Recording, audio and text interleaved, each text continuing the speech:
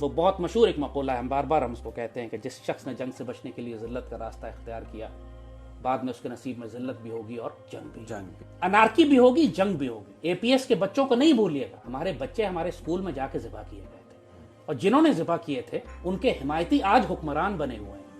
Politic Punjab government हो या frontier government हो या बलूचिस्तान गवर्नमेंट हो या सिंध गवर्नमेंट हो या फेडरल गवर्नमेंट हो, आपको हर जगह कुछ एलिमेंट्स ऐसे मिलेंगे कि जो टीटीपी के इस कत्लेआम को सपोर्ट कर। और जरदारी का बयानिया अगर आप कबूल करते हैं तो जरदारी तो खुद सिंधु देश बनाना चाहता है, सिंधी सब नेशनलिस्ट है, ये कौमी लीडर तो नहीं है। ये मैं आपको इंटेलिजेंस की होती है, कागज पर लिखी हुई चीज नहीं होती ना, इनकी तो कागज पर लिखी हुई एविडेंस मौजूद है। मेमोगेट अगर आप उठा के देखें, हुसैन हक्कानी के साथ मिलकर इन्होंने जो मेमोगेट का केस क्या था, बात तो करें ना, जो सुप्रीम कोर्ट भी गया था इफ्तिखार चौधरी के सामने, आर्मी और आईएसआई ने केस फाइल किया था जिसके मुताबिक जीएचक्यू पे हमला करवाना था, आर्मी की लीडरशिप को कत्ल करवाना था, पाकिस्तान को तोड़कर सिंध को अलग करना था।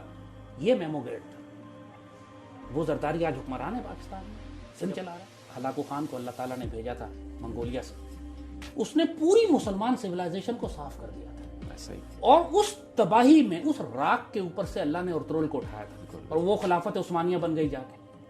मुझे भी फितरत, जो इकबाल कहते हैं ना, सख्त और तैमूर फितरत के निश्तर होते हैं, सर्जरी करने। इस पाकिस्तानी कौम को अब सर्जरी की जरूरत है, और ये आज का जो चंगेज हमारे ऊपर मुसल्लत होगा वो मोदी है। एक जंग, एक बड़ी जंग इस पूरे सिस्टम को डिस्टर्ब। और मुझे याद पड़ता है कि आप प्रोफेसर गनी के प्रोग्राम में भी जो बात करते हैं वो भी अक्सर यही बात कर रहे होते हैं, एक बड़ी जंग आने वाली है, यही है ना? ऐसा ही बिल्कुल, वो एस्ट्रोलॉजिकल इंफॉर्मेशन।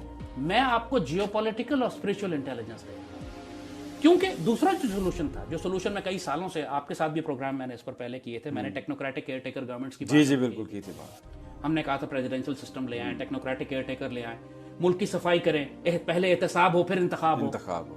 वो सब तो नहीं किया, नहीं किया इन्होंने, किसी ने नहीं, ना फौज ने किया, ना पॉलिटिशियंस। उसका खमियाजा सब भुगतेंगे हम, सब भुगतेंगे, उसका खमियाजा भी होगा।